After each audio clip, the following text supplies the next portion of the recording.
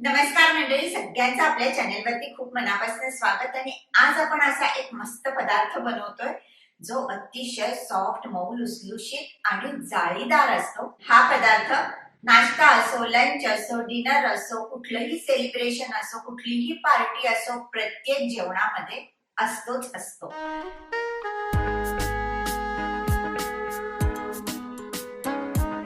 आपण बनवतोय इन्स्टंट ढोकळा.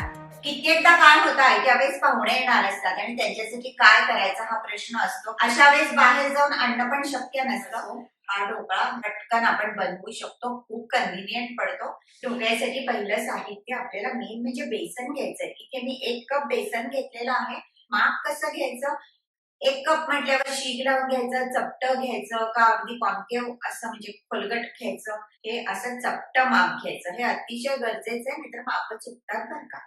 तर इथे मी 1 कप बेसन घेते. वजनी मापाने हे बेसन 100 ग्रॅम आहे. आणि त्याच्यामध्ये घालायचं 2 टीस्पून रवा.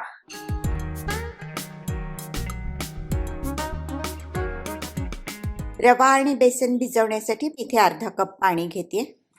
पाव कप पाणी पण मोजून बाजूला ठेवते. पीठ भिजवायला गरजेप्रमाणे हे पाणी पण आपण वापरणार आहोत. आणि आता या अर्धा कप पाण्यात घालायचे 2 टेबलस्पून साखर, चवीप्रमाणे मीठ. युजली सायट्रिक ऍसिड मी ढोकळा बनवण्यासाठी वापरते आणि हे असे सायट्रिक ऍसिडचे क्रिस्टल्स मिळतात. तर हे सायट्रिक ऍसिड वापरणार असाल तर अर्धा टीस्पून सायट्रिक ऍसिड पाण्यामध्ये घालू शकता. पण सगळ्यांकडे सायट्रिक ऍसिड असेलच असं नाही, पण व्हिनेगर मात्र असतो. त्यामुळे आता मी व्हिनेगर वापरणार आहे. आणि हा घेतलाय 1 टेबलस्पून व्हिनेगर. मिश्रण ढवळून घ्यायचं. आता ढोकळ्याच्या पिठामध्ये थोडं थोडं करत हे पाणी घालायचं. आज आपण झटपट ढोकळा बनवण्यासाठी मायक्रोवेव्ह तसंच ढोकळा वाफवण्यासाठी इंडक्शन कुकर कसा वापरायचा हे पण बघणार आहोत. पूर्ण अर्धा कप पाणी वापरलं गेलंय आणि हे बाजूला ठेवलेलं पाव कप पाणी. तर हे पाव कप पाणी पण पूर्णपणे लागलंय आणि अजून वर थोडंसं साधारण 1 ते 2 टेबलस्पून पाणी पीठ भिजवायला लागलंय. भिजलेल्या पिठात घालायचे 3 टेबलस्पून तेल.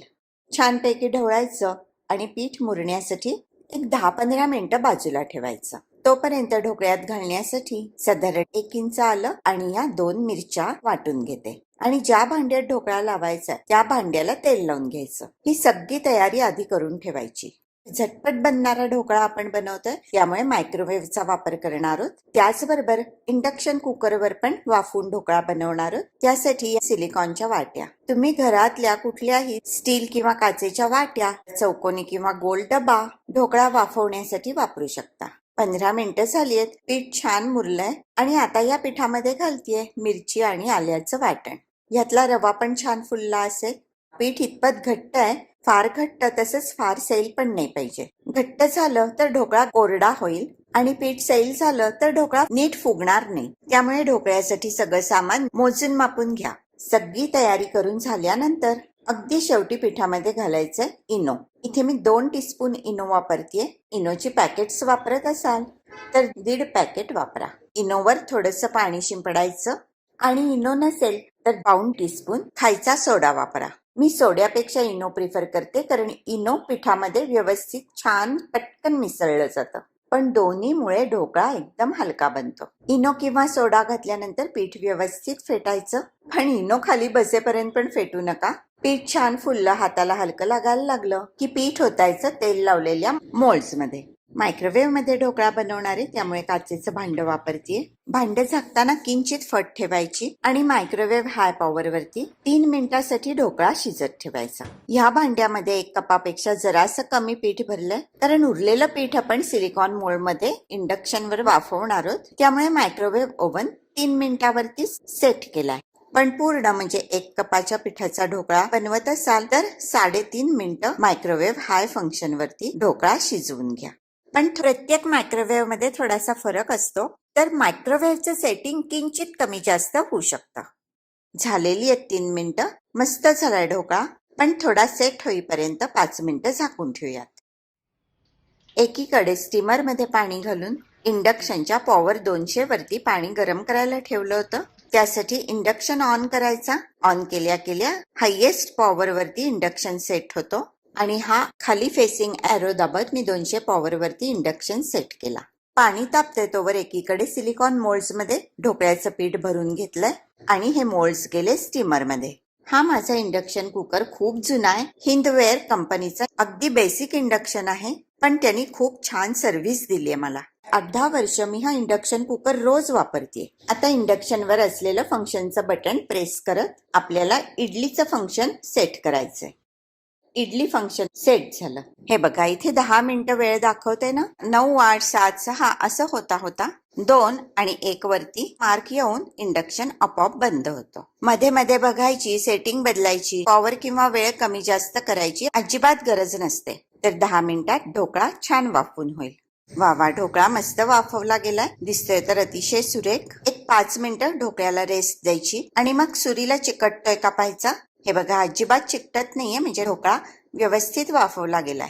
मोळमधनं ढोकळा काढून घेतलाय आणि आता ढोकळ्यावर घालण्यासाठी फोडणीचं पाणी करूया. त्यासाठी घेतले 3 टेबलस्पून तेल आणि फोडणीसाठी घ्यायचा कढीपत्ता, लाल मिरच्या, 1 टीस्पून मोहरी आणि अर्धा टीस्पून हिंग. आता ही कढई खूप छोटी आहे, त्याचा बेस खूप छोटा आहे, त्यामुळे इंडक्शनवर ठेवल्यावर हा बघा इंडक्शन बंद होतोय. कारण इंडक्शन वरती हे जे सर्कल आहे तेवढ्या रुंदीचा तरी भांड्याचा बेस लागतो, नाहीतर इंडक्शन बंद पडतो. तर गॅसवरच फोडणी करून घेते. तेल तापल्यानंतर घालायची मोहरी.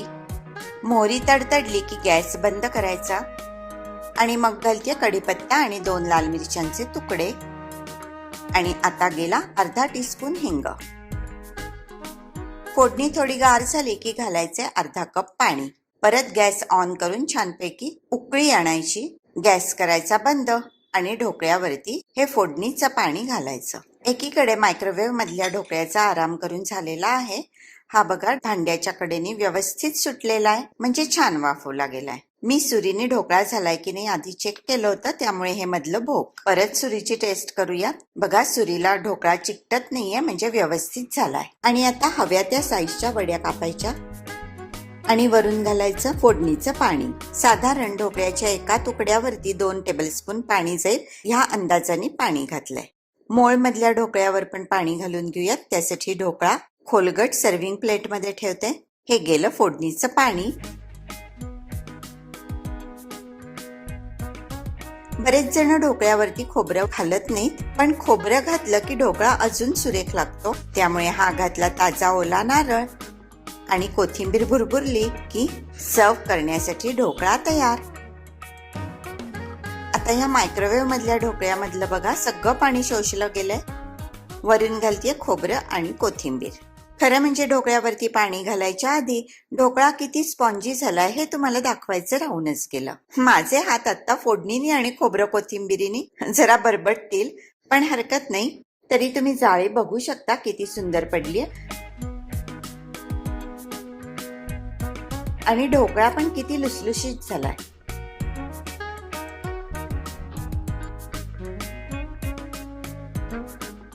चिंचेच्या चटणी बरोबर ढोकळा सर्व करणारे आणि चकास.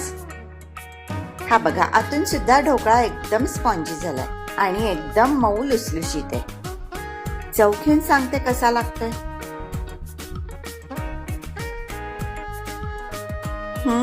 खूप लुसलुशीत, खूप मऊ, मस्त.